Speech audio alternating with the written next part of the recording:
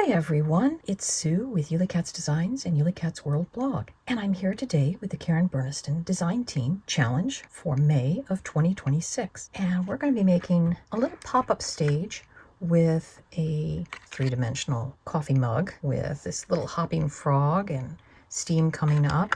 And since this was my prototype, what we're going to make today is going to be a little bit different, but this kind of gives you my basic concept. So from the tea and coffee pop-up, we're going to be cutting out 2 of the mugs from white, and one of them will be reversing. We'll cut out 2 of the main frog piece. Like I said, we'll cut out 2 of the mugs. One of them will be reversed, and this one I've got all the way finished, and I'll show you how we did that. So we're going to take and position our frog, and we'll take a pencil and mark the center of the eyeballs. Then we're going to take the stamp set Fun Faces 1, and we're going to take the frog one, and I've already got it on my stamping block.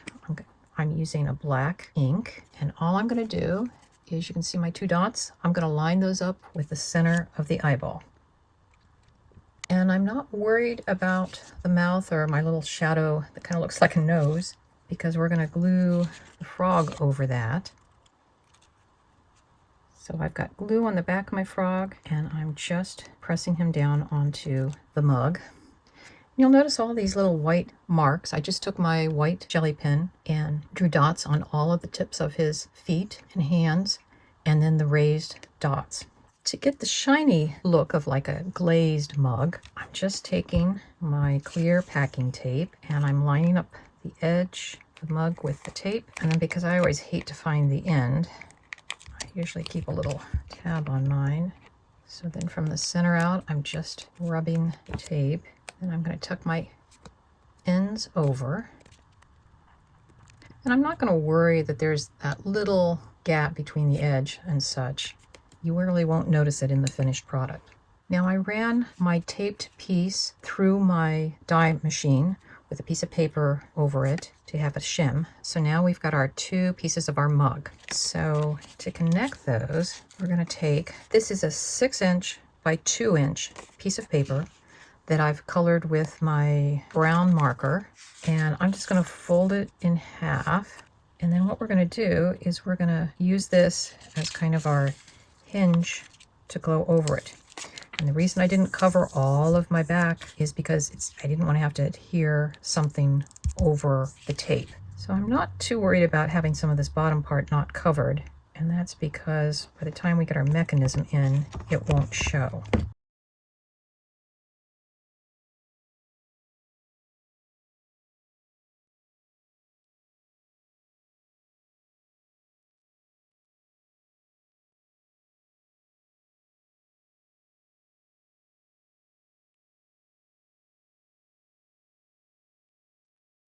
Also from the tea and coffee pop-up, I've cut the steam and this little strip which we'll use to push the steam up and down. And I'm going to glue my steam onto my, and I did kind of trim off the ends of my steam into kind of a point, but you wouldn't have to do that necessarily. That was just a detail I like to do. Set that off to dry. And then from the cake pop-up, I've cut 2 of the pieces for this top tier, and I've colored them again with that same brown marker, and we'll fold this all up. And if you haven't guessed, the cake pop-up is very similar to the stage pop-up.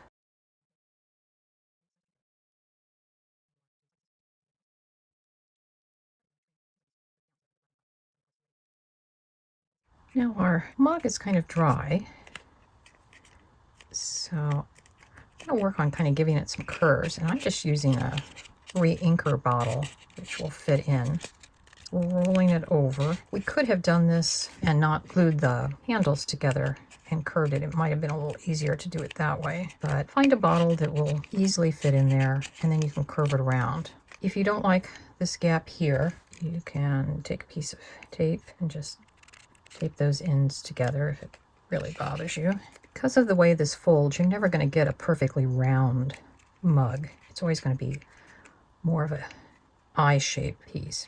So we have our piece here that we will be inserting this into, and I'm not going to glue it in until we finally get all of this assembled but for the time being, so I don't lose it, I'm going to stick that like that. We'll set that off to the side. So next, we're going to be using the stage pop-up to cut our base and our side pieces, along with some little decorative panels that we'll stamp on. So part of the base is like this. Actually, I want to put these on this side. I usually just designate one side to be the top. And since this pattern paper doesn't really have a top or a bottom, I do find it easier to glue these on before you do the assembly. The long edge close to the fold, just so there won't be as much of a gap. And the next thing we'll do is we'll glue on the tab.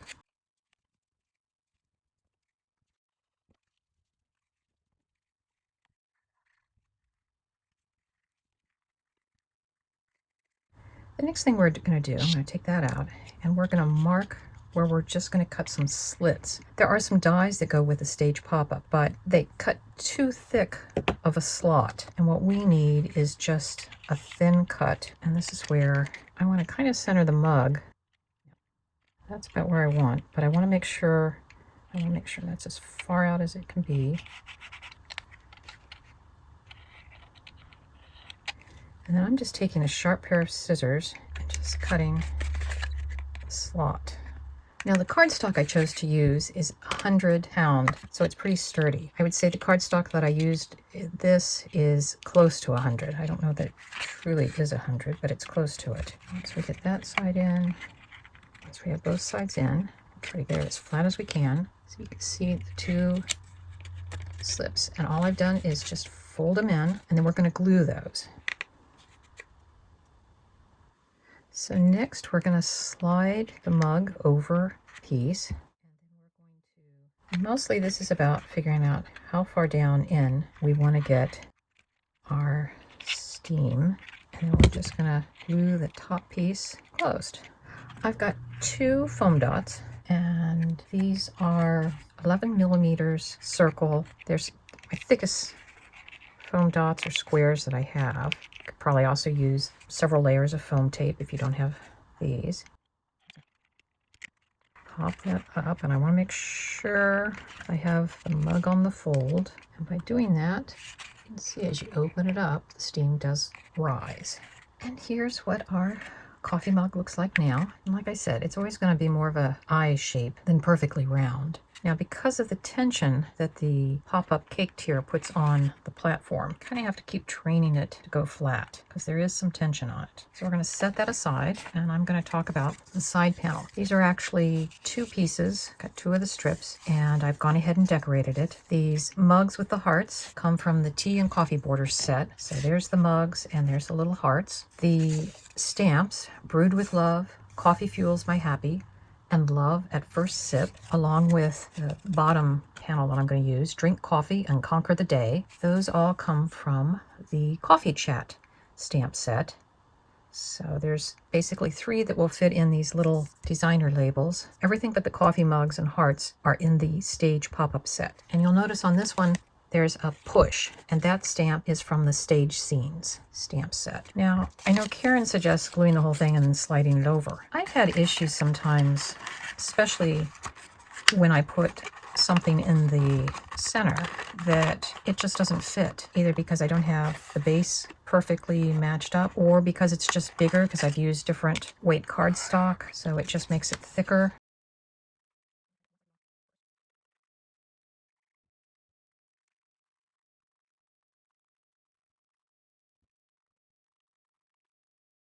So here is our finished piece.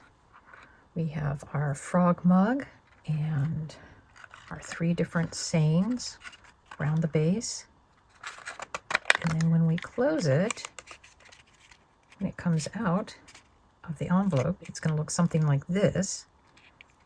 So that you can see Coffee Fuels My Happy, Brewed with Love, Drink Coffee and Conquer the Day, and push.